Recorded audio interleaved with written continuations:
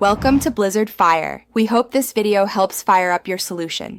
In this video, I will show you how to make tea time cake. First, gather all your ingredients and equipment. Make sure your butter is softened to room temperature, which is key for a smooth batter. Also, preheat your oven to 350 degrees Fahrenheit now, so it's ready when your batter is mixed. This preparation ensures a successful and enjoyable baking experience. Now, let's create that delicious batter. In a large bowl, cream together 1 cup of softened butter with 1.5 cups of granulated sugar until light and fluffy. Next, beat in 2 large eggs, one at a time, ensuring each is fully incorporated before adding the next. Finally, gradually add 2 cups of all-purpose flour, sifted with 2 teaspoons of baking powder, mixing until just combined. With your batter ready, it's time to bake.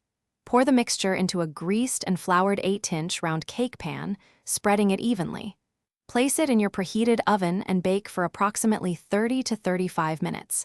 You'll know it's done when a toothpick inserted into the center comes out clean.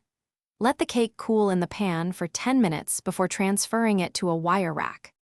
To complete your tea time cake, let's add a simple, elegant finish.